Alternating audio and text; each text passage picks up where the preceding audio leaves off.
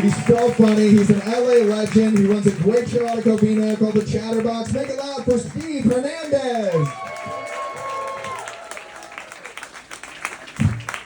Great to be here. What a beautiful audience. I looked at you guys the whole time, and I envisioned my life with three of you. I'm not going to say which. I am queer, though, so... You look like you have health insurance, sir. Give it up for Robert one more time. You would not believe the body he has under that sweater. I'm not kidding. That fool is cut up. Let me lick that shit, fool. Let me lick that shit. I love this room, man. This is a great room. I was looking around. There's tons of great whites in this room. Just tons of beautiful white people. Nice. Top shelf white people. Top shelf white people. Yes. I love myself a nice white. A good white, you know, like Paul Walker. Paul Walker, that's a great white, right? You know a great white is like that white guy who grew up in an all Latino neighborhood. He's just all quiet and shit. Still wears Vans. I like that, huh? Damn, my family was so sad when Paul Walker died, man. The Fast and the Furious franchise is very important to Latino people. I don't know if you know that or not. They don't make any movies for us. So we're just praying Vin Diesel is at least Colombian or something, you know? But yeah, we love that fucking shit. My dad was so fucking sad when Paul Walker died. My dad was so sad. He texted me a picture of the crash site with smoke over the car, and he texted me and he said, "Do you see a face in the smoke?" And I was like, God damn, fool, this is an old Mexican guy, okay? That fool said, if the funeral's open to the public, I'm going. I don't care where it's at. And he's poor. He calls grocery shopping seeking out provisions. Like a frontier man, huh? You still talk to your dad? Yeah. I'm just kidding. I don't have crowd work based around that.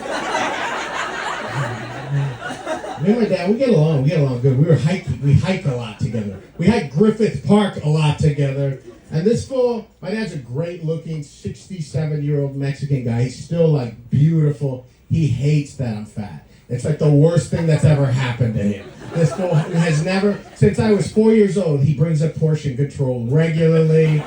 He hates that I'm fat. But I'm in great shape. I mean, you look at me. I'm still a beautiful man. I got this fucking face. Are you kidding me? Calm down. I will tell you, it is one weird thing about being fat and looking like me is if you're fat and you look like me, you have to dress like you love hip-hop. And I just like it, you know? It's a fun music. It's not my life or anything. I'm getting older, huh? That's the only thing that sells double extra large shirts, hip-hop and Target. My dad hates that fat, but I'm in shape, so I beat him hiking, you know? He's old. I used to wait for him, but he goes, just keep going, keep walking. I'm like, fine. So I'm standing at the top, and then he gets there, and he goes, I bet you're loving this right now. And I was like, you're an old man.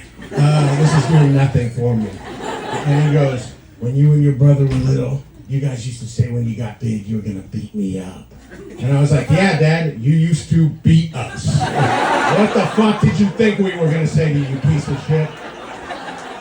Do you want to know the most abusive thing my dad did to me? This is true. The most abusive thing he did to me is when me and my brother were finally big enough to beat him up, that fool apologized. Can you believe it? Come on, man. Let us fuck you up once, you piece of shit. One time and you apologized? What a piece of shit. Love him to death. Good guy. Dude, I had a show here a couple weeks ago. And I didn't want to, it takes so long in traffic, so I wanted to come up early. I was like, I'll go to the beach. So on my Instagram stories, I was like, which beach should I go to? And I had like 4 people say, you've got to go to Black's. That's all they told me. You're going to love Black's, they said. Okay. This was just 2 weeks ago. So I went to Black's. If you've been to Black's, you know, I walked up and it's like a cliff that you walk down. And I was like, this older guy's walking up, and I said, is there a beach down there? And he's like, yeah, there's a beach. And I was like, what the fuck? Why is this old guy being ominous with me, huh? But I walked down there, and of course you know, Black's is a nude beach. I didn't know. I looked, and I saw one fat, old white guy with a big cowboy hat on, I saw some ripped, beautiful gay guy with a beautiful fat-ass cock over there. And I was like, I guess I'm like the middle Goldilocks bear, you know what I mean? So I got naked, and it was gorgeous. Who here's been to Blacks and got naked? It's so beautiful. I love it. Straight guys, if you're not hanging around gay guys, I don't know what the fuck you're thinking, man. Gay guys will make you feel so fucking sexy. Can I tell you this? This is real. A woman has never made me feel sexy in my goddamn life one time. Never made me feel sexy. You know they'll have sex with you to connect. What? They'll have sex with you because they love you. What? A fucking gay guy wants to use you for your body, huh? Guys, how often do we have that feeling where someone just wants you for your fucking flesh, man? I'm telling you, there's nothing like staring at a wall, some guy's fucking pounding you, and you're like, what did I do to get here? And you're like, just wondering, and you're like, I bet you this fool forgot my name. And I like that, you know what I mean? Just using me for my fucking hole, tearing me up, huh? I'm always the big spoon. I want to be the little spoon sometimes, you know? Just got rocking you, man. Feels good. Think about it, fellas. Straight guys, I'm telling you, you could have sex with a gay guy almost anywhere. This shit's hot, okay? Just cut the shit, man. Went in the ocean, so beautiful. Swimming naked, are you kidding me? Fucking the water, you know, I'm practically flying on the waves, man. You know, it's like I'm fucking one with Mother Gaia. Are you kidding me? Beautiful. Got out of the ocean. Dick has never been smaller in my goddamn life. Never been a problem before. Now it's butt naked, right? My dick is inverted, running for my asshole. And I don't got a big piece anyways, okay? I got a 5.5-inch dick, strong. That's the best I got. Strong 5.5 inches. My black friend Greg says, Steve, you're joking like that. And I said, Greg, why would I joke about that? He said, where did you measure it from? I said, Greg, I pressed that ruler so deep into my sternum. There will be blood. There was blood, you know? 5.5 inches strong. Any woman knows, though, that's fine. That's a nice everyday dick. You know what I mean? You don't want too big. Yes, if you are a woman, you got a vagina, you want that shit maxed out at least once in your life, no doubt, right? Dude, I bartend too, right? And I saw, like, there's this girl, Renee, and she's little and very innocent, and I walked towards her once. I saw her looking with a friend down at the boat, her and this girl, Kayla, and they were looking at her. I walked down there, and they, like, hid the phone. I was like, what are you looking at? And she's like, nothing. And I was like, come on, now, what are you looking at? And she's like, some guy sent me a dick pic. And I was like, let me see that dick, all right? She goes, okay, she showed me, and then this guy, there's 2 pictures. The first one was this guy had this fucking, he was in boxer briefs and like lifting up his shirt, fucking cut up, but you could see under the boxer briefs that fool had a secret to tell. A big secret, you know what I mean? Slid it down. That fool had one of those fat Gillette shaving cream cans, the long ones, next to his dick because they were comparable. I was like, God damn, that's a big dick. And then Renee was like, yeah.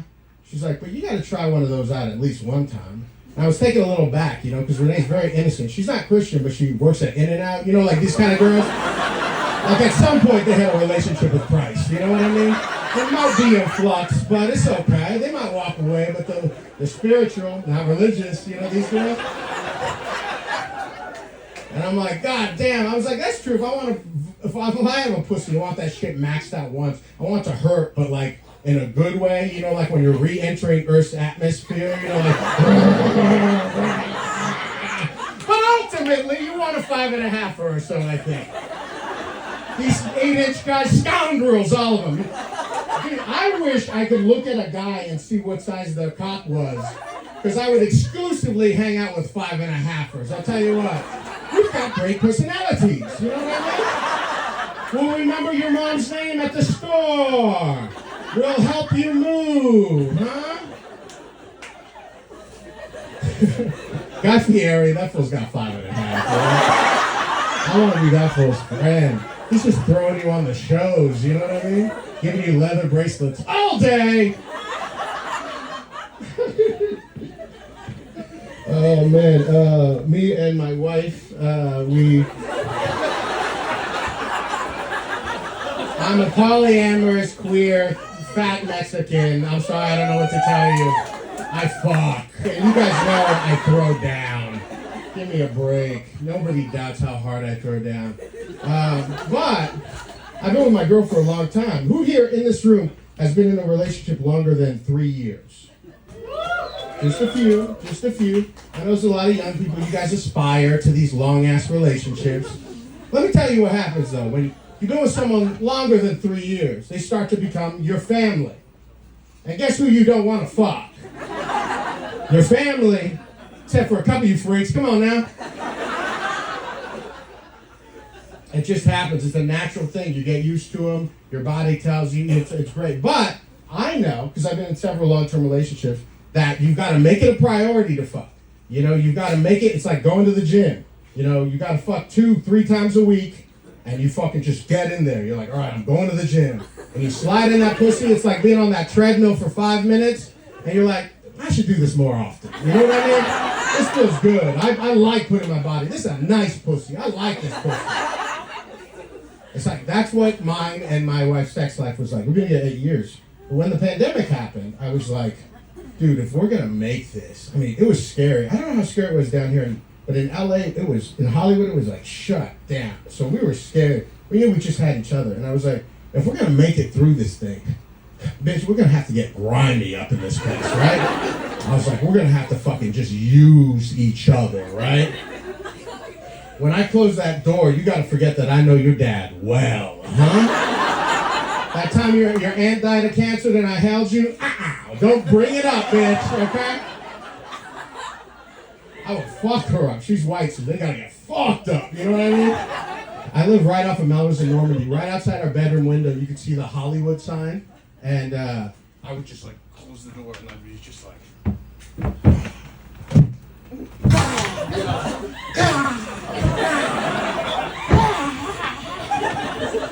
You know, women, they've got a lot on their mind. It takes a lot.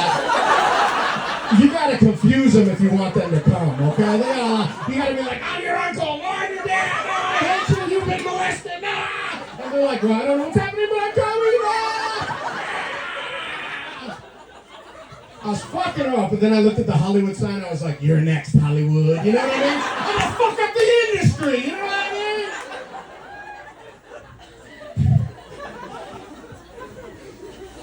She came 3-4 times. She's like, best sex of my life, yada, yada, yada. And then I'm just going in, you know. I look down, my beautiful bride, just sucking on my nipples. Feels incredible. Guys, you're getting your nipples sucked, right? Guys, thank you. Yes. Fellas, God gave you those nipples to get sucked, okay? Milk's not coming out of that. Get your nipples sucked. It feels great. And get a butt plug. Fellas, straight guys, get a butt plug. Start off small. You'll quickly get bigger ones. God put the male clitoris in your butthole. Now, I know a lot of straight guys, they don't like this talk. They think it makes them gay. Let me tell you guys something. Gay guys ain't using butt plugs, all right? They're using fat-ass dicks and they're having the sex of their lives, all right? You're getting your nipples sucked. You got a butt plug in. Gentlemen, you are coming so fucking hard. I know what it's like to come before, okay? You got these little fucking dumb little cums, guys. God has given you your body to have dynamic orgasms. It's not just for the ladies, okay? Remember this. Some of you are so young and you're going to fucking think, oh, that guy was funny. Remember my face, you motherfucker. Because I want you to come hard. God wants you to come hard in this lifetime. Sucking on my nipples. And this kind of like, I put on weight on the pandemic. I'm fat now, but I was like 40 pounds heavier in the pandemic. And I hadn't been on top like this before, because I'm usually on bottom because of the butt plug. But I was on top, and she's sucking, but it looked like she was breastfeeding because of my fat tit. And I started to like kind of get in my head about it a little bit, you know. I'm like, oh man, you know. I'm just like, I feel bad that this, you know, beautiful white woman is sucking on my fat tit, breastfeeding.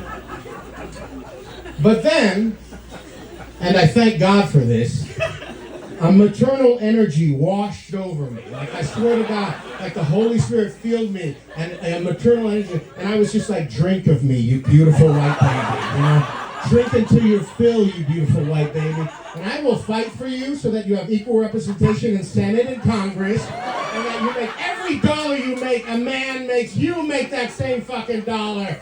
And then I came very hard.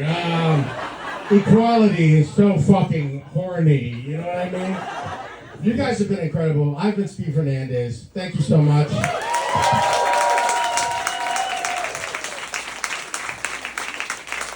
This whole show, we've been but appetizers, mozzarellas, chicken fingers, but the real main course is coming up. You've